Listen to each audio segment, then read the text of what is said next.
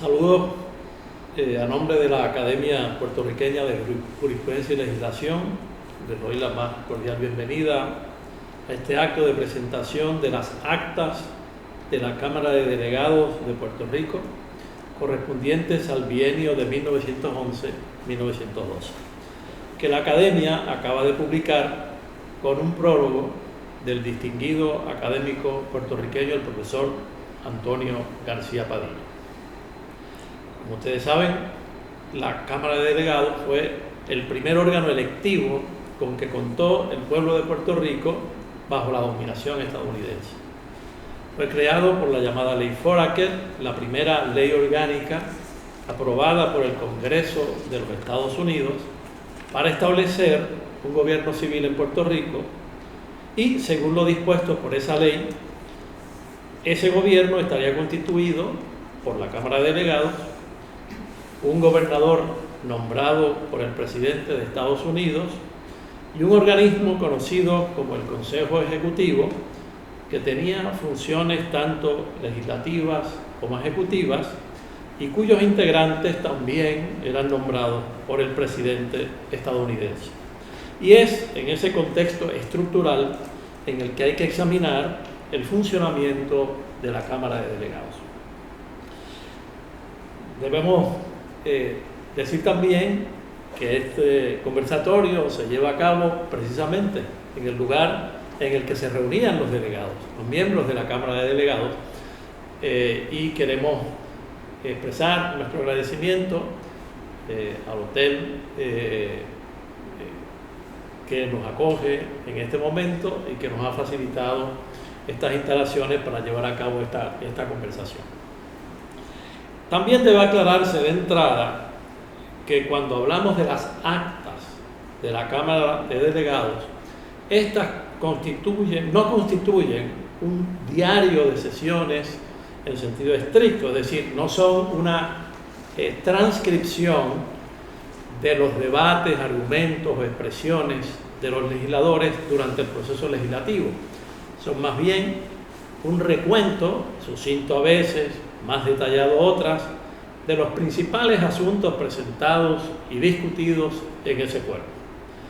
Es ese tipo de documento el que tenemos disponible para conocer de primera mano lo acontecido en ese órgano legislativo durante su existencia.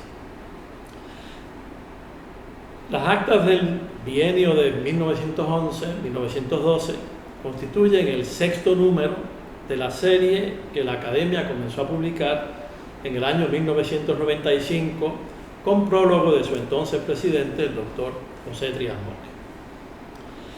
Como hemos dicho, el autor del prólogo del presente número es el profesor Antonio García Padilla, actual presidente de la Academia Puertorriqueña de Jurisprudencia y Legislación. El profesor García Padilla es decano emérito de la Escuela de Derecho de la Universidad de Puerto Rico, pasado presidente de la universidad y pasado decano de la Escuela de Derecho de esa misma institución. Un verdadero gusto contar con el profesor García Padilla, presidente de la Academia, para conversar sobre su trabajo en torno a estas actas. Y nos acompañan además en esta conversación la doctora Silvia Álvarez Curvelo, prestigiosa historiadora y comunicadora puertorriqueña, y la licenciada y profesora Anabel Rodríguez, ex juez asociada del Tribunal Supremo de Puerto Rico. Para ambas, un afectuoso saludo. Nos privilegia contar con su participación en este panel. Vamos a conversar durante esta actividad tanto sobre las actas como sobre el prólogo que las comenta. Y quisiera comenzar la conversación haciéndole una pregunta al autor del prólogo, al profesor García Padilla, para que nos explique, ya como presidente de la Academia, en qué consiste este proyecto de las actas, cuál es su alcance y en qué etapa se encuentra. Muy bien, encantado, doctor Rivera, colega numerario, y las colegas, la numeraria Anabel Rodríguez y la numeraria de la Academia de la Historia, que también es la doctora Silvia Álvarez, que ha sido una colaboradora de este proyecto. Como sabemos, la doctora Álvarez es precisamente la prologuista del número que precede a este número en la colección de actas de la Cámara de Delegados. La Cámara de Delegados es uno de los objetos de estudio de la academia en aquella iniciativa académica que tiene que ver con la recuperación de documentos fundamentales del quehacer jurídico puertorriqueño. Estamos trabajando con la Real Audiencia de Puerto Rico y próximamente vamos a sacar unos trabajos muy importantes relacionados con la Real Audiencia que estábamos algunos de ellos. Tenemos muy poco de la Real Audiencia, que fue nuestro primer foro judicial, nuestro más alto foro judicial durante el siglo XIX. También estamos trabajando con la recuperación de obras básicas del derecho puertorriqueño, de la primera literatura jurídica del país, comenzando por los trabajos del propio Hostos, pero también otros autores que ayudaron a formar parte, por así decir, de las bases de la literatura jurídica puertorriqueña, de la interpretación de nuestras leyes, de la interpretación de nuestra jurisprudencia. Los trabajos de la Cámara de Delegados tenían que acometerse con muchas precariedades, debieron acometerse con muchas precariedades. Para empezar, faltaban temas como obras como las propias actas del año 1905, no estaban en ningún sitio. Y como hemos comentado antes, aparecieron en una venta de libros viejos en un centro comercial de San Juan un domingo. De momento apareció allí a la venta por unos pocos dólares el libro original y único de las actas de la Cámara de Delegados de 1905. Así que con esas precariedades y la necesidad de salvar esos obstáculos se ha cometido el tema de la recuperación de las actas de la Cámara de Delegados. Hemos avanzado mucho, ya está con esta edición fuera las actas de 1911-12. Como ustedes saben, la Cámara va a concluir sus trabajos 5 o 6 años después y podemos anticipar que el próximo bienio, el bienio del 13-14, importante bienio, el 13-14, ya está trabajándose por el doctor Rivera Ramos, numerario de nuestra corporación, y el siguiente, que ya es el último bienio en sí, por la jueza Anabel Rodríguez, que se ha incorporado también a la academia como numeraria. Y la doctora Álvarez ya está ayudando al grupo a pensar sobre cómo concluir el trabajo con los últimos meses de trabajo de la Cámara de Delegados para dar paso bajo la ley Jones a la Cámara de Representantes. Así que, doctor, es un trabajo en efecto ambicioso, si se quiere, que la academia ha comenzado, pero es algo que estaba en el tintero de la vida jurídica puertorriqueña por muchas décadas y que ya había por fin que acometer y que adelantar, de suerte que los abogados puertorriqueños, los jueces, la comunidad jurídica puertorriqueña proyecte la madurez que en realidad tiene, y segundo, pueda nutrirse en su trabajo con el pensamiento de los años fundacionales. Aclarado eso sobre el proyecto, me gustaría entonces ir al prólogo que usted tuvo a bien escribir para estas actas de este bienio, y la pregunta que le querría hacer es ¿qué propósito se planteó usted al acometer la escritura de ese prólogo? Es decir, ¿cómo lo concibió? ¿Qué se propuso hacer con ese prólogo? Pues fíjate, doctor, lo primero es una mirada de un observador peregrino, si se quiere. Yo no soy un historiador del siglo XX puertorriqueño ni de ninguna época puertorriqueña. Por así decir, pues es el encuentro de un lego en la materia con los temas interesantes que por supuesto conoce el país, trabajamos los abogados, y que tuvieron puntos álgidos en estos años. Así que es un acercamiento, si se quiere, de un observador que por primera vez se acerca a los temas. No hay ningún reclamo de pericia de parte del prologuista con relación a esos años. Lo segundo, ¿qué es lo que intento hacer en este prólogo? Pues es algo muy sencillo. Tratar de facilitarle al lector de las actas unos referentes de contexto. Darle al lector algunos contextos, algunas bases contextuales sobre las cuales leer las actas. ¿Qué estaba pasando en el clima político puertorriqueño? ¿Qué ocurría en Washington? ¿Qué estaba pasando en esos años en Washington? ¿Quiénes eran los personajes con los cuales los miembros de la Cámara de Delegados debían actuar? ¿Quién era el gobernador? ¿Quiénes eran los miembros del poderoso Consejo Ejecutivo del cual hablaba el colega, que como sabemos reunía funciones legislativas como Cámara Alta con funciones ejecutivas por ser sus miembros, en particular los norteamericanos, los secretarios, como se llamarían hoy, de gobierno. De pronto que lo que yo intento es crear esos contextos con un enfoque además que yo encuentro importante. ¿Qué ocurría en el mundo? ¿Qué ocurría en el mundo y sobre todo en el mundo alrededor nuestro? ¿Qué ocurría en lo que escogí llamar el tablero mayor? Que a mi juicio puede ayudar a explicar el comportamiento, las actitudes, los acercamientos de nuestros líderes de la época que se encontraban reunidos en la Cámara de Delegados. Y eso es un tema que quise significar. ¿Qué ocurría en Europa? En las antesalas, en los umbrales, en los dinteles de la Primera Guerra Mundial.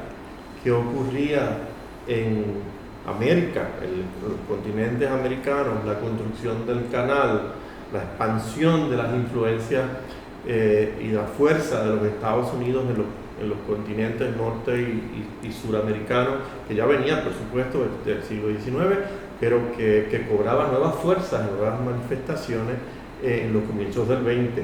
¿Qué ocurría en el Caribe nuestro? ¿Qué ocurría en Cuba, que había sido nuestra hermana última en asociación con España? ¿Qué ocurría en Dominicana? ¿Qué ocurría en Haití? ¿Qué ocurría en las Antillas Menores? ¿Qué ocurría en el Caribe continental? ¿Qué pasaba en nuestro entorno que puede matizar, que puede influenciar, que puede ayudarnos a entender el comportamiento de los delegados y el funcionamiento de la Cámara? Además, doctor, trato de identificar algunos puntos interesantes de debate en este bienio que luego se repiten a través del siglo XX y que llegan al XXI y que ya están muy presentes en los debates de la Cámara de Delegados. Y con ese acercamiento sencillo, como les digo, de un visitante a los temas históricos, no un residente, es que quise escribir ese prólogo. Y de hecho me parece ese esfuerzo de poner en contexto quizás uno de los aspectos más interesantes de este prólogo. Yo conté las páginas, casi los párrafos, y más del 50% del texto se dedica a la elaboración de ese contexto. Sí. Hay otra cosa interesante, que además de mirar hacia el futuro y ver qué líneas de debate siguen estando tan presentes, como por ejemplo cuando alguien dice se está hablando de Puerto Rico como la tierra del automóvil, O sea, es un presagio de lo que va a pasar, ¿verdad? De esa preponderancia del carro en nuestras vidas.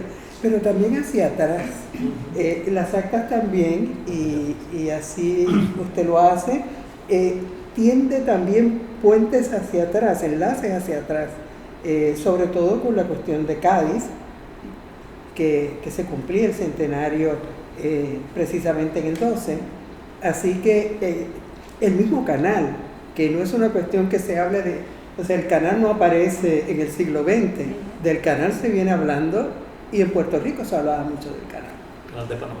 Del canal de Panamá. Es decir, bueno, se hablaba de un canal interoceánico, ¿verdad? Que lo más seguro era que iba a ser por Panamá, pero no era seguro. Se habló de Nicaragua, etc. Así que es interesante esa mirada transversal de algunos de estos temas que se enfatizan en el prólogo. En ese sentido era como un doble contexto, una especie de contexto espacial, Puerto Rico, Estados Unidos, el mundo, pero también temporal. ¿Qué había ocurrido antes? ¿Qué nos había llevado hasta ese momento? ¿Qué ocurría en ese momento? Y qué presagiaba eso para el futuro. Así que eso es, me parece que hay un entrelazamiento muy interesante. Y que permite, en eso que ustedes están diciendo, cómo los pequeños pasos hacia algún elemento de autogobierno, entre comillas, ¿no? Hay que verlo en ese contexto histórico de la Primera Guerra Mundial, el 17, ya luego lo mismo va a ocurrir en el 52. Entonces un poco la pregunta o la duda, no la duda, sino la pregunta que tengo es hacia dónde vamos encaminados. ¿Qué está pasando en el mundo? Los temas la introducción del tema de Puerto Rico en las salas internacionales, que quizás ocurrió como una no calcarse, quizás hubo algo en Argentina antes, pero esta emisión que se impone Cayetano Colicuchí, debatida en estas salas, en estas mismas salas en que estamos llevados de estos arcos, de llevar el planteamiento sobre los problemas constitucionales de Puerto Rico a el junte de países iberoamericanos que se celebra en Cádiz y que luego tiene unos ecos quizás se pueden examinar más a fondo, pero tiene unos ecos que yo creo que él mismo no anticipaba, con la Rábida y lo que la revista luego hará y cómo se riega el azaroso esfuerzo de Colicuchí en Cádiz. Pero es interesantísimo. Yo que tuve el honor, la dicha de trabajar el prólogo de las anteriores actas, ¿no? Que la figura de Colicuchí es capital porque escribe toda esa relación de hecho en Washington, ¿no? Frente al presidente Taft, todo esa crisis, ¿verdad? La llamada crisis de 1909 del presupuesto de Puerto Rico y las posiciones que asumió la Cámara de Delegados allá. Ese mismo Colicuchí, que lo ponemos ahora también protagonizando de alguna manera esos encuentros iberoamericanos. También el mismo gobernador Colton lo designa para ir a la feria de San Diego, que es una contraoferta hispánica, podríamos decir, pero a la manera de los Estados Unidos, el panamericanismo, ¿no? Así que tenemos a esa figura que a lo mejor por ahí anda, ¿verdad? De Colicuchí muy colocándose en esas encrucijadas culturales de principios del mundo. Un hombre muy joven. Sí. Un hombre muy joven que le toca enfrentarse a Taft personalmente y debatir con Taft. Y el presidente se levanta de una reunión y los dejan sentados allí. Luego tener que ir a Cádiz, pues si ven las rutas que había que tomar, que nosotros tomaríamos hoy el avión de Iberia Pero entonces la travesía de un mes para llegar a Cádiz vía Nueva York y vía Francia y vía el País Vasco y luego en tren y luego bajar a Madrid las credenciales y luego seguir para hacer un planteamiento con un sentido en realidad admirable de misión con su trabajo y con la expresión que quería hacer el nombre de la Cámara de Delegados. Sí, pero ¿cómo enlaza con la figura de Power? Que es también muy interesante. O sea, ese Ramón Power que también está, y lo que decía Anabel, en la cuestión del autogobierno, de toda esa representación de Puerto Rico frente a poderes metropolitanos. Así que Power es una presencia que también es un referente importantísimo. Por un tiempo estuvo en Nada Más, porque no llegaba más nadie de América. Exacto. Y entonces y él era casi la representación de América. Y llegó a ser vicepresidente de la Corte, claro, como sabemos. Claro. Pues yo quisiera entonces hacerle una pregunta. Como lectora de las actas y del prólogo, ¿qué fue lo más que le impresionó de ese periodo y de ese recuento?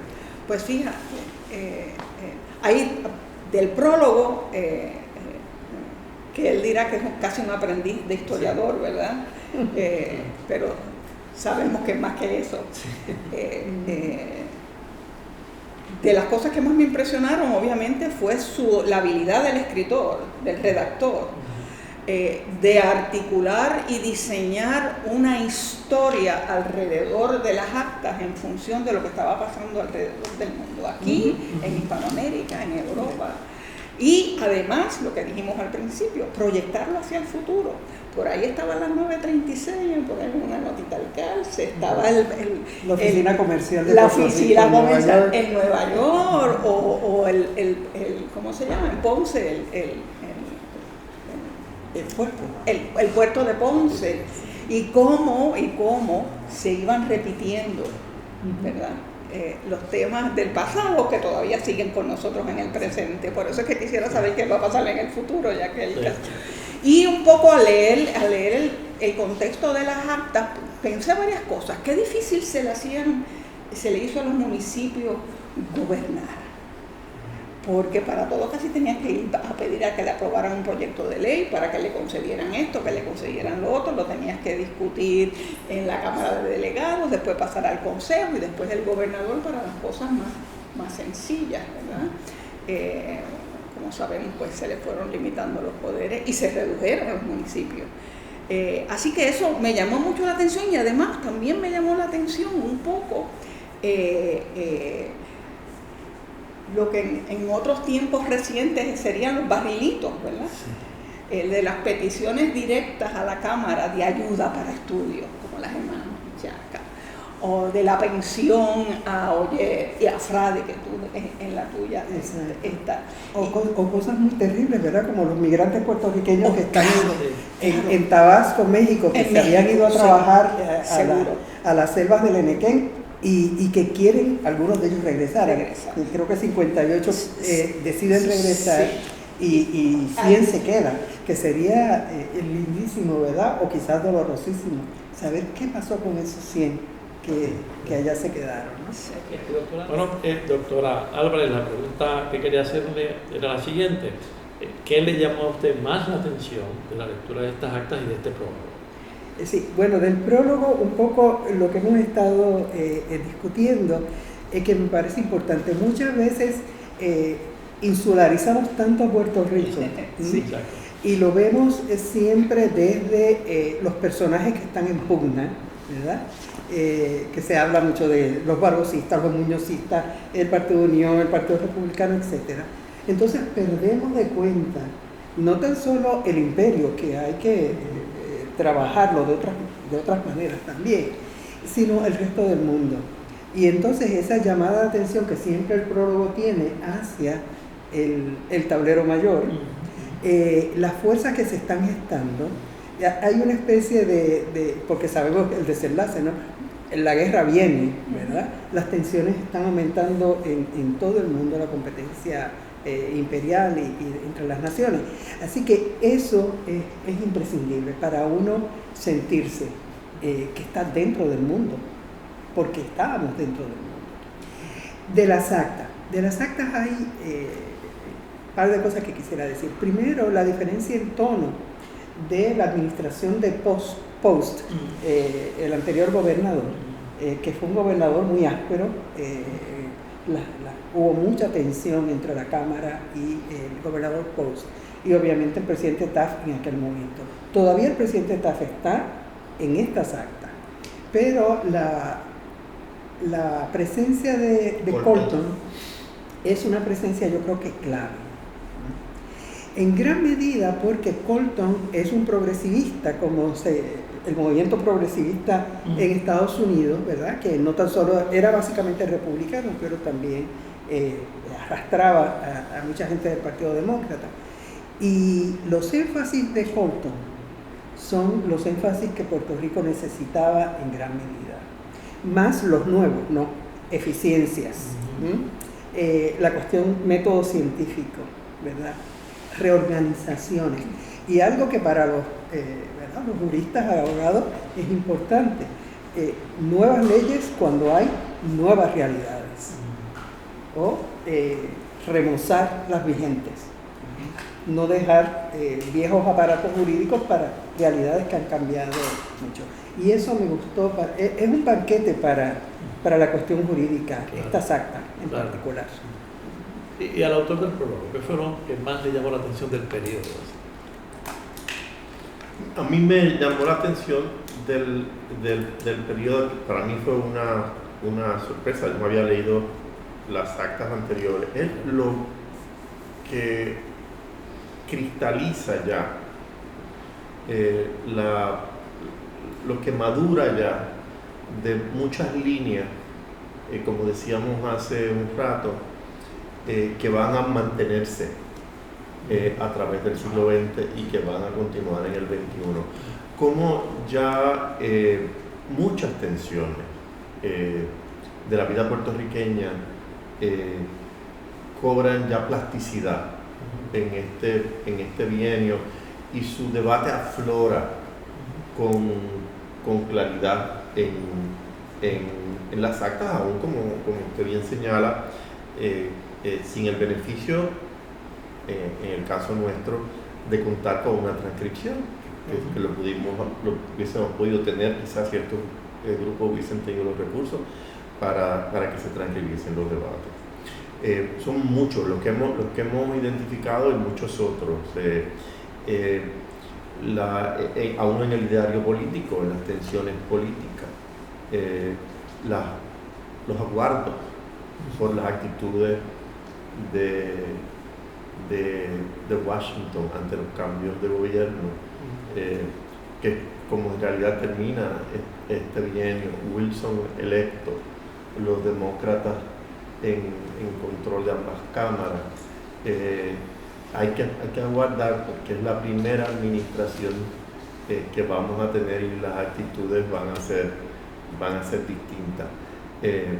Ese continuo aguardo que se sigue repitiendo durante Wilson, FDR, Roosevelt, pero entre medio de esos Obama, dos, pero entre medio de esos dos vinieron administraciones republicanas, o sea, toda la década del 20 son administraciones republicanas, claro, y con otro talante muy interesante. Muy interesante, y como conversábamos también hace un rato, el tema de la concentración de sectores económicos en la vida nuestra, la dependencia de esos sectores dominantes de las protecciones del Congreso, de las actitudes del Congreso en cuanto a políticas fiscales.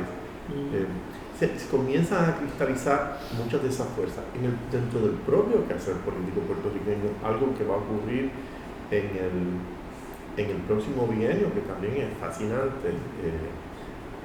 Es la actitud de la Unión hacia el tema del Estado. La base quinta, que no es solo la quinta se suele se suele invocar, pero no es solamente la base quinta, es todo el manifiesto de la Unión está montado en la misma actitud de posposición, que viene desde Matienzo, de posposición manontropo, porque ya se habla de ¿qué? De acuerdos internacionales, de que Puerto Rico pueda establecer acuerdos comerciales, etcétera, y qué va a ocurrir con la defenestración de la base quinta, qué va a ocurrir electoralmente y cómo ese resultado electoral en Puerto Rico post defenestración de la base quinta va a generar unos temores sobre qué se puede hacer y qué no se puede hacer para mantener los equilibrios de poder en Puerto Rico. Y a mí me pareció en realidad muy interesante cómo todo esto está, como todo este ideario comienza a definirse, y con el grado de plasticidad que comienza a definirse durante ese bienio. Como lo digo con ojo de visitante, porque yo no soy para nada especialista en esas dos décadas, la primera década, la segunda década del siglo XX, pero lo cierto es que es muy interesante si se lee toda la colección de las actas, cómo este bienio madura, cuántas cosas maduran en este bienio. Quizás porque ya el tema de la pugna con el gobernador, como usted bien señala, con Regis Post, se ha resuelto, y Colton, como muy bien señala Bolívar Pagán, es más generoso en su trato, es menos áspero en su trato, pues quizás permite que afloren este tipo de... O sea, que hay unas cosas ya presentes ahí, como habíamos dicho, Sí. el estatus, las actitudes de Washington hacia Puerto Rico, el efecto de los acontecimientos globales en Puerto Rico, el tema de las políticas fiscales de Estados Unidos sobre Puerto Rico, eso es un tema que va a seguir como hasta nuestros días. El tema de esta tensión entre, que se señala en el prólogo, y yo creo que en prólogos anteriores también se alude a eso, ese tema de la tensión entre el reclamo de gobierno propio vis-a-vis el tema de la ciudadanía. Esa tensión, el tema de la identidad, cómo definir, ¿no? Cómo concebir la identidad o las identidades puertorriqueñas en medio de ese conflicto. Yo creo que eso todo está ahí planteado y surge de una forma o de otra y va a surgir luego en años posteriores, claro, hasta nuestros días. Así que la pregunta entonces que uno podría hacerse es la siguiente, y se la formulo a los tres. O sea, ¿en qué medida la lectura de un documento como este de las actas, el examen de ese periodo corto, 2 años, con sus antecedentes y luego lo que le sigue inmediatamente después, en qué medida eso nos ayuda a entender mejor al país que tenemos? ¿En qué medida eso que allí ocurrió nos ayuda a entender mejor el país que tenemos? ¿Qué tú dirías? ¿Sí? Bueno, mi abordaje siempre es cómo entender ese país, aquel país. Y por ejemplo, hay unos conceptos ahí que a uno le estremecen. Uno de ellos es americanización, que se usa cuando se está debatiendo sobre la cuestión de la ciudadanía, que piensa que el proyecto de Jones sobre ciudadanía se puede dar en el 12. Entonces, ¿qué es americanización? Y se utiliza el mismo concepto de americanización que usó Muñoz Rivera cuando regresó de su primer viaje, su viaje Maiden a Estados Unidos. Vengo del país más, digamos, no noble, pero estaba completamente arrobado con Estados Unidos, ¿verdad? Y dice, seamos americanos, o sea, seamos completamente americanos. Y se sigue utilizando. ¿Qué quiere decir americanización? Si no es modernización, gobierno de ley, gobierno de procedimientos, etc. Entonces, eso hay que verlo ahí. ¿Qué quiere decir ciudadanía? ¿Ah? Y Muñoz Rivera dice, la ciudadanía tiene un valor sentimental, si nos dan la ciudadanía, pero lo que verdaderamente importa es el poder, es el poder. La ciudadanía no es el poder. Así que ese debate encapsulado en esas cartas y telegramas que cuando había un telegrama a mí me encantaba ver lo que se decía. Ahí hay claves para entender entonces el Puerto Rico de ahora. Pero hay luego unos cambios, porque luego el concepto de americanización cambia, su sentido va a cambiar posteriormente. Claro. Porque ese sentido de americanización al que tú aludes de Muñoz, en ese retorno de él, se parece mucho al que había formulado Hostos antes.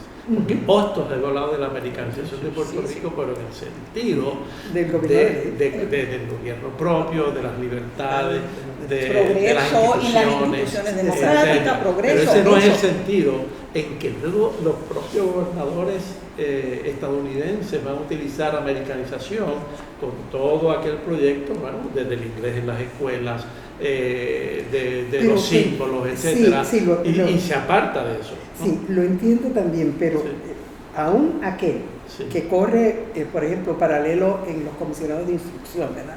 Todas las ordenanzas para que se hable inglés, para los días festivos, etcétera, etcétera.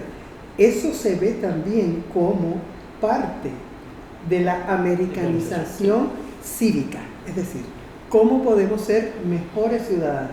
Pues, digamos, rindiendo homenaje a estas efemérides y a estos comportamientos y a estas figuras que crearon la República norteamericana. Así que hay que ver todo, son terrenos muy grises, pero llenos, ¿verdad? Coincido plenamente con lo que dice, pero el problema que tenemos es que tenemos el concepto de americanización de ahora. Claro, porque se entiende únicamente, ¿no? Inclusive la lectura que se hace sobre, es que muchas cosas son lecturas, interpretaciones que se han hecho, sobre todo a partir de los 30, se han hecho sobre esas décadas. Y un poco pues se le pone el enmarcado de los 30, donde la tensión colonial se hace ya insoportable. Y volviendo a esto entonces de las reiteraciones, que es un tema que me interesa mucho, porque yo creo que quizás es de lo más valioso que tiene toda esta lectura, de todo este ir hacia atrás para, ¿no?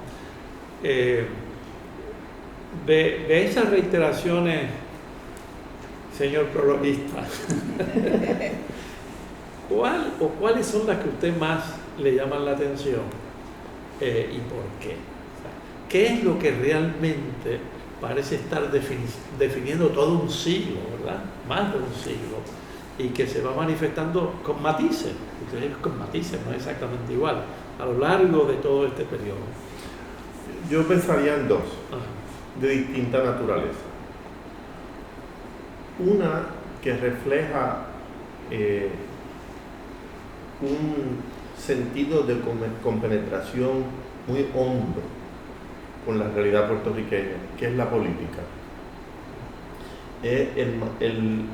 El manejo de lo que parece ser una fractura difícil de salvar en la orientación de los puertorriqueños. Yo creo que ya las actas reflejan una angustia por manejar esa realidad que no es una realidad necesariamente heredada como tal del siglo XIX, aunque hay una herencia fuerte en ella, aquí y en Cuba, pero que aflora con sus propias personalidades también y sus propios hilos durante el XX, y hay que manejarla.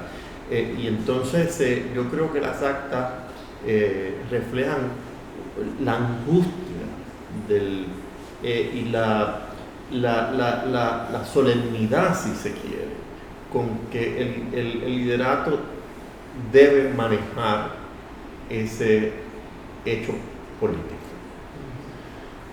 Lo segundo, a mi juicio igualmente importante, pero quizás refleja desde mi punto de vista, menos adueñamiento, el otro polo del adueñamiento, que es el económico, que parece que flotamos, como van cobrando forma los movimientos económicos. Y mencionaba hace un rato, sobre todo el decantamiento de nuestra economía hacia un sector protodominante, que va a ser la caña de azúcar, que está cogido con 1080, porque es un sector que termina con un producto distinto del café, siglo XIX, que tiene un mercado principal y un mercado protegido. Y no va a ser hasta el plan Chardón, y los años anteriores, por supuesto, al plan Chardón, se viene denunciando ya el problema, que Puerto Rico parece tomar plena conciencia del problema. Yo creo que se va proyectando así a través del siglo. El tema político dominando la concentración, el pensamiento del liderato, el tema económico menos presente en la realidad económica, menos presente en el debate puertorriqueño. ¿Cuáles son nuestras bases de producción? ¿Cuáles son nuestras bases económicas? ¿Qué compone el producto económico puertorriqueño? ¿Cómo lo protegemos? ¿Cómo lo diversificamos? ¿Cómo lo hacemos más competitivo?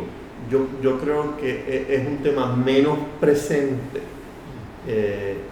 tiene menos dueños, con matices, quizás es arriesgado generalizar, que el tema político. ¿Ustedes están de acuerdo con esa apreciación? Es que yo tengo una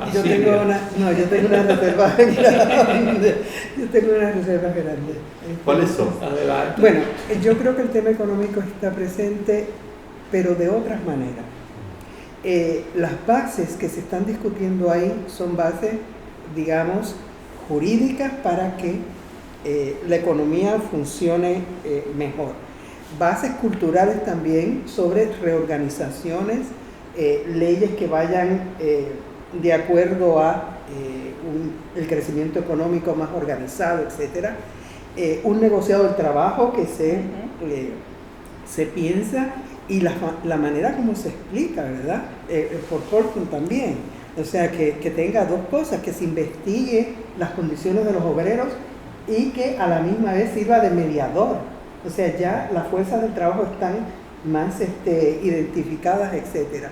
El sistema de riego, que para mí es de los episodios centrales de la primera mitad del siglo XX puertorriqueño, es el sistema del riego, tanto en el sur como en el norte.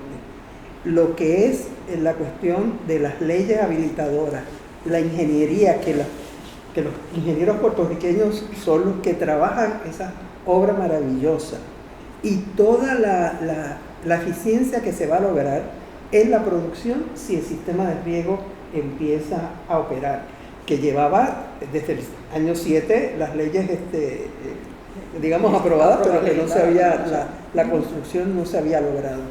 Así que yo considero que sí está atendido el problema económico, pero desde otros abordajes, y será más o menos el segundo lustro del 20, de la década del 20, donde el tema del acaparamiento y todo esto se va a hacer sentir con todo. Sí, pero a eso es a lo que voy. Sí, okay. A eso es a lo que voy, es que nosotros, según parece reflejar esos años, no pudimos calibrar hacia dónde nos llevaban esos acentos, esas inversiones. Es decir, el riego está dirigido a suplir la expansión de la caña. Sí. La caña necesitaba traer agua para irrigar campos que antes habían estado dedicados a productos como sabemos que no necesitaban irrigación, así mismo se discute.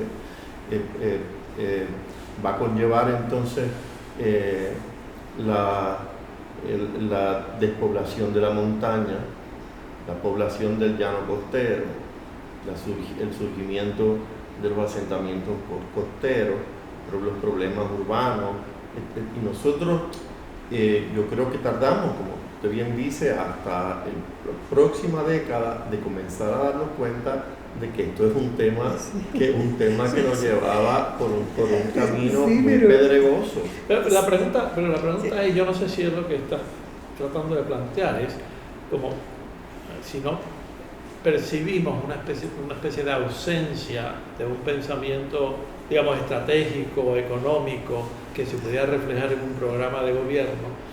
Si eso fuera así, pues podría tener muchas explicaciones, desde que la Cámara realmente tenía un poder bastante reducido, de todo eso, pero de la misma manera que hubo muchas expresiones acerca del gobierno propio, es decir, de lo político, vamos a decir, y muchos esfuerzos, ¿no? Y denuncias y todo eso.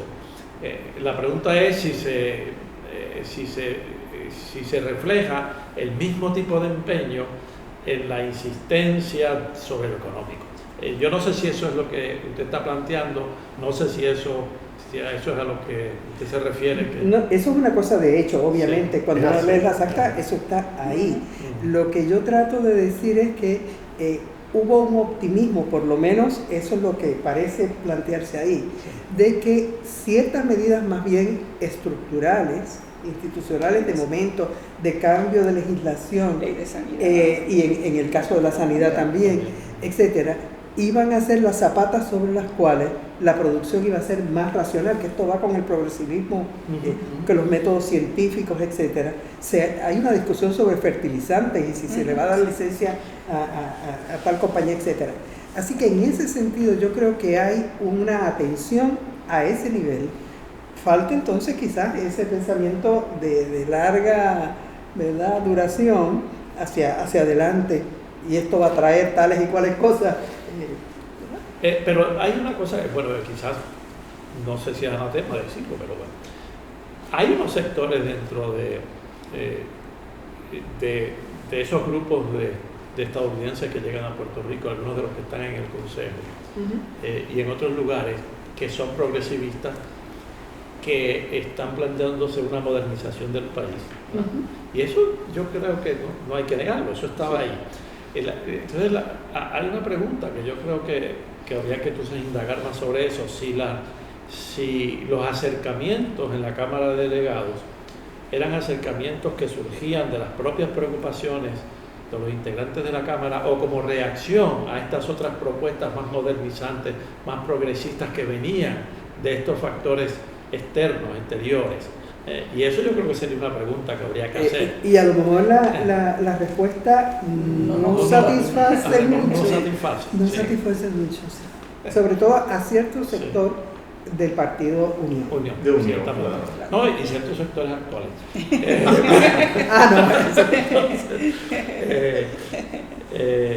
Ahora, y quizás esto está vinculado con lo que hemos estado discutiendo, en el prólogo que escribe el doctor Fernando Picó a la acta de 1907, 1908, creo que sería. Él hace un señalamiento que ustedes deben recordar.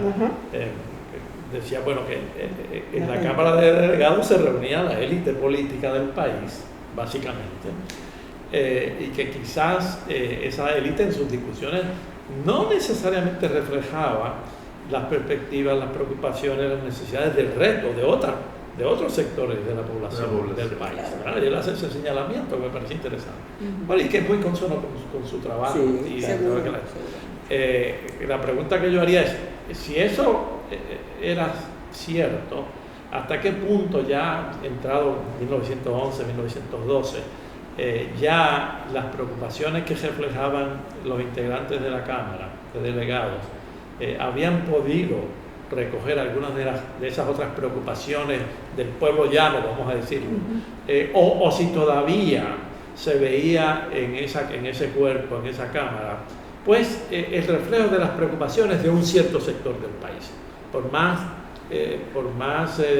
patriótico que fuera, por más nacionalista que fuera, por más avanzado que fueran algunas cosas, pero que seguían siendo las preocupaciones de cierto sector. ¿Hasta qué punto ven ustedes eso? ¿No lo ven? ¿Confirman lo que se refleja en estas actas aquello que dijo Fernando Picó en la del 1907, 1908? ¿Qué dirían ustedes? Mira, me parece interesantísimo y quisiera responder a ese tema de la siguiente forma. Como tú ves, por lo menos en el prólogo, yo traté de identificar quiénes eran los miembros del Consejo Ejecutivo con quien la Cámara estaba interactuando. Pero no intenté ir más allá que solo mencionar que el grupo de líderes criollos que habían en esta misma casa formado la Diputación y luego el Parlamento Autonómico cedían al surgimiento de nuevos líderes. En esos nuevos cuadros de liderato conviene investigar más, conviene mirar más. Hay personas que comienzan a adquirir fuerza en el ambiente político que tienen posturas bien interesantes y trasfondos bien interesantes. Entra Llorens, entran los nuevos Nemesio Canales, entran los nuevos, entran a la Unión esta sangre nueva que se siente desafiante a las estructuras tradicionales del Partido Unión, que era un partido difícil, complejo, que tenía sectores, en realidad era una coalición muy difícil de mantener en forma. Y entonces esa exploración yo no la hice. O sea, quizás una pregunta que yo esperaba es ¿por qué no adentrarnos a ver quiénes eran los miembros de la Cámara de Delegados? Yo en realidad les presto en el prólogo mucha más atención en tratar de ver quiénes son los miembros del Consejo Ejecutivo con quienes estos líderes puertorriqueños tenían que interactuar, quién era el gobernador y de dónde venía, que respondía, que quiénes eran ellos, quiénes son estos personajes puertorriqueños que de súbito se encuentran con la responsabilidad de representar al país en este nuevo cuadro. Esa investigación y cuáles son sus lealtades y cuáles son sus vocaciones y sus trasfondos y cuáles son sus desempeños profesionales, aún en el caso de los líderes. Aparece el debate alrededor de Giorgetti, que es una fuerza que si Giorgetti, la crítica a Giorgetti, que es una fuerza importante dentro del Partido Unión. Ese tema de esos años y esa sucesión generacional ideológica, si se quiere, no está explorada a fondo ni a superficie por mí en el un poco yo coincido con lo que acaba de decir Tony, es decir, ese cambio generacional. Hombre, las élites políticas siempre son las élites políticas, no importa el tiempo que sea, pero el efecto de ese cambio generacional en la Unión, bueno, pues un poco no sabemos, porque como él dice correctamente, te enfocaste más en el currículum de los miembros del Consejo Ejecutivo que después de la Cámara de Delegados. Que en la Cámara de Delegados. Pero yo creo que ese es un buen taller para hacer. Aunque el tapaboca que le dio Muñoz Rivera en la pasada legislatura, en la quinta, a Llorens fue épico. Y ahí Llorens ya no va a figurar de manera... En este bienio no figura. Yo quisiera volver a las leyes, porque las leyes son un índice de qué cosas hay que atender para ese pueblo llano también. la ley, por ejemplo, en un momento dado de rentas, que dice vamos a modificar la ley de renta, porque la prosperidad de este país y el crecimiento económico debe ser, o sea, le debe llegar, la prosperidad le debe llegar a más gente que participan en ese crecimiento. La cuestión que ya hablé del negociador del trabajo, también, es decir, la figura del obrero, del trabajador, hay que atender la cuestión de la sanidad que hablábamos, que es una ley espectacular, incluso se gana como muchos premios o reconocimientos en España, la campaña que están haciendo antituberculosa y con los leprosos también.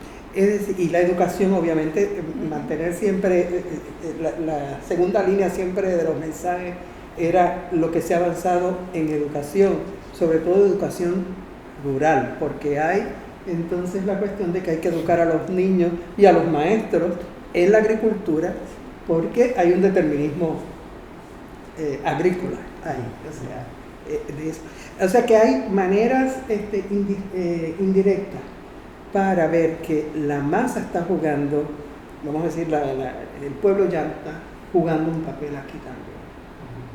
Sí, la pregunta es en qué sentido lo está jugando y cómo se le ve, y si se le ve como un cierto paternalismo o no. O como cierto, no, eso sí, porque las conductas no cambian de un día para otro. Ahora hay que recordar siempre, son 35 miembros y todos son unionistas.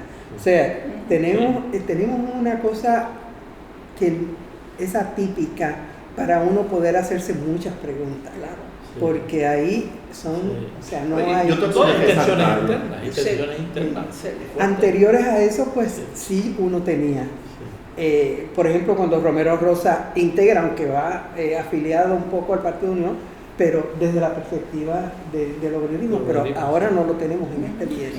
Y por eso hay que ver, yo lo trato de resaltar, que hay que mirar las actas, hay que leer las actas con esa conciencia muy en mente que todos son unionistas. El tema se va a acabar al robar la Cámara, que se acaba el control. Como ustedes recuerdan, pues ahora de los 5 delegados por distrito, 1 no puede ser de mayoría, pero no se acaba solo en términos legales, porque los republicanos deciden no incorporarse a la próxima Cámara. Pero esa parte es la parte sabrosa que le corresponde al doctor Efraín Rivera. Ya estamos dando un teaser de muy bien. Yo creo que hemos tenido una conversación la más interesante. ¿Hay algo más que quisieran añadir como para redondear esta conversación? Silvia. Bueno, yo creo que los discursos subyacentes, yo como historiadora hago análisis del discurso cultural, del discurso político, y para mí es una delicia semantizar todo esto, buscar los recovecos del lenguaje también, y ver qué estaba en las entretelas, ¿verdad?, de todo este juego político. ¿Qué quieren decir estas palabras en estos momentos, estos procesos en estos momentos? ¿Quién imita a quién? Porque lo que vemos es un mensaje de Colton que tenía todo, y luego la rístera de proyectos que operacionalizaban lo que Colton, el mensaje de Colton, pero claro, ya habían habido conversaciones, etc.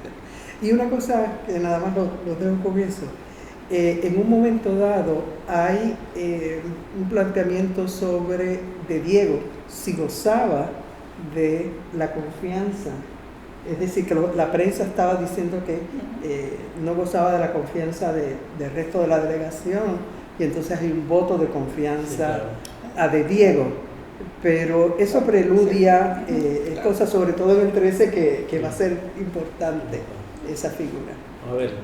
No, yo un poco me hago eco de todo lo que han dicho y aprovecho nuevamente para felicitar al prologuista por el trabajo que hizo de ubicar en tiempo y en contexto de lo que allí ocurrió con magistralmente para alguien que no, alegadamente, no es historiador.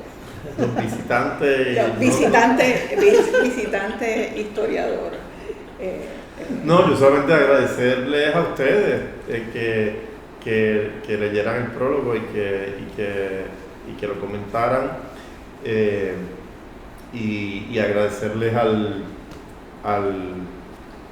Hotel Palacio que nos tuviesen aquí esta tarde. Si las cámaras retratan algo, además de nosotros cuatro, ya saben qué es lo que ha ocurrido. Bueno, por supuesto había pues mucho más que decir. Yo también me uno a la felicitación al profesor García Padilla por este excelente prólogo. Agradecerles a ustedes dos, profesora Rodríguez, profesor Álvarez, por haber participado con comentarios tan acuciosos, ¿no? en esta conversación.